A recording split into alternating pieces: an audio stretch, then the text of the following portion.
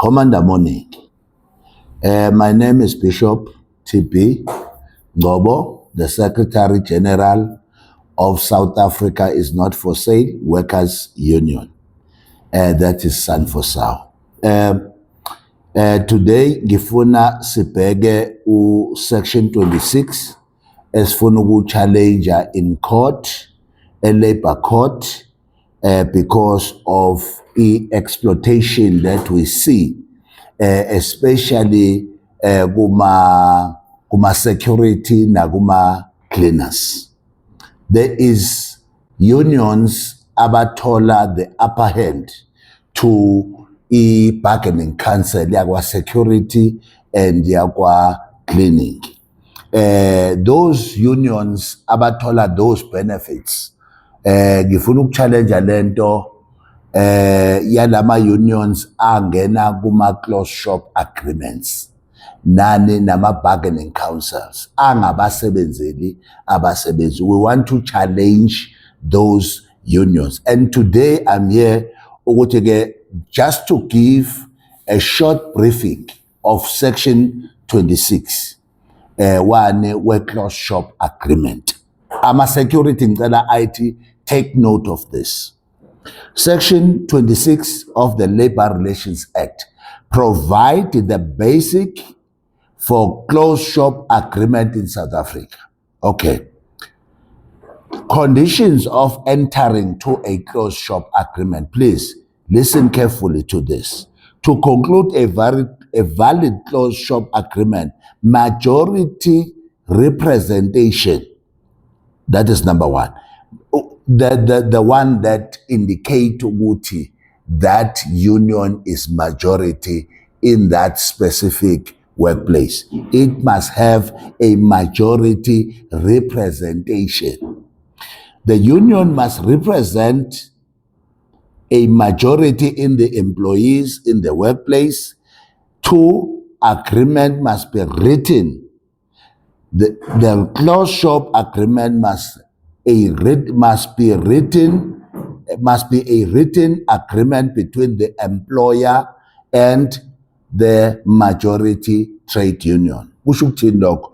Kusho ukuthi uma senza i-closed shop agreement asibe nesiqinisekiso ukuthi le union okuyiyona esayina nomqashi i-closed shop agreement i-majority. Kusho ukuthi mabe u-100 ayibe yona u-51, 50 plus 1.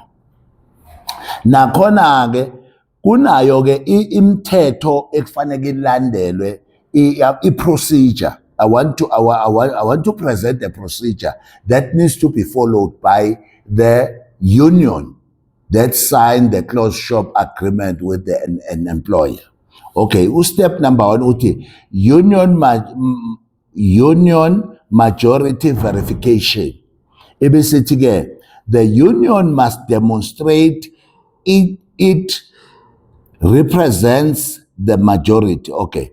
The union must demonstrate it represents the majority of employees in the workplace. Kusho ukuthi okokuqala i-union fanele ilethe ama-forms lawa agcwaliswa abasebenzi athi le union i-majority kuphi endaweni yokusebenza. Two, this is usually based on verification membership record. Lento engishoyo ukuthi ayisikhombise, hayi ukuthi kube umqashi othi kumsebenzi uma uzoqashwa la ekhaya kukhona i-union ebakhona la oyigcwalisa. That is the unions lawa akuyiwona that are benefiting kule corruption ye-closed shop agreement that we want to challenge. Bese number two, drafting the agreement. Draftwa kanjani ke i-agreement between umqashi ne-union. The employer and the union negotiate and draft the terms of the closed shop agreement in writing.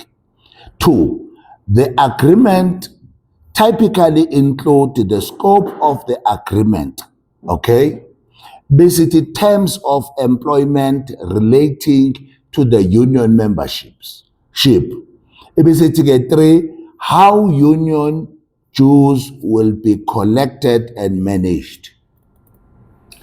Now sifika la khona whereby kufanele kube nama terms and conditions ale closed shop agreement that needs to be signed by both parties.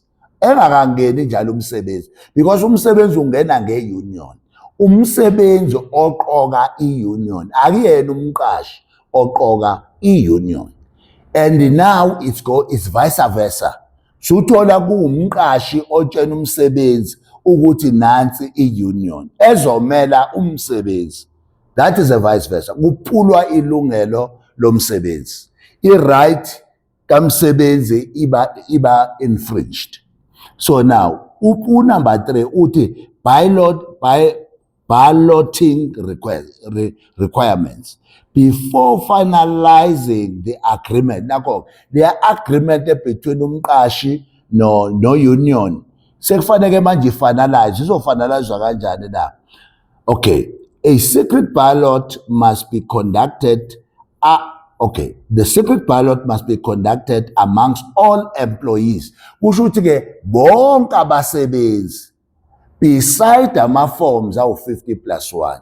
Bonke abasebenzi they must have an open exercise of voting for a majority union in the workplace. Kusho ukuthi kufanele kube khona a ballot paper ezokwazi uku-circulate to members, azokwazi ama-members ukuthi enze njani avote ukuthi nansi union okuyiyona esifisa ibe khona kwi-bargaining yasemsebenzini.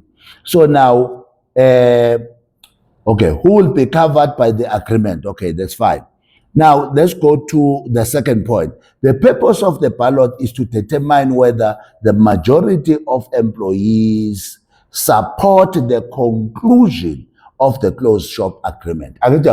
So before wena njenge-majority union usayine i-agreement with umqashi, kufanele iyotestwa kuphi kubasebenzi ukuthi is it exactly what is transpired ngokwama-forms, bese kuthiwa ke akuvote abasebenzi. Ngicela sime kulo bullet number 4. But I want to raise an issue ukuthi wonke ama-security kukhona le union engafisi ukuyisho la okuyiyona le benefitayo kwi-sector ye-security whereby abaqashi bonke sebeyibona be-confined, uyabona ukuthi benze njani bathatha abasebenzi babaphoqelele ngayo. Sifuna leyo union ukuyoyi-challenge, and what we want from workers ukuthi wonke abuye azojoyina i-Sanfo South bese thina sithatha this matter to court because siyayifuna lesa space ukuthi sibe contested, kungabe ukuthi abasebenzi bacindezelekile to do that.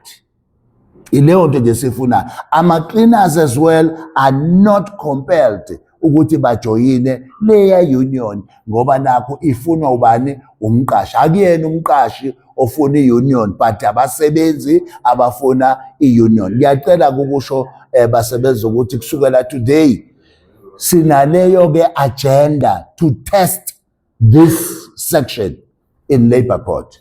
Asikwazi ukudedela abasebenzi ukuthi babe exposed kwi-exploitation yokukhethelwa umqashi i-union. Mandla.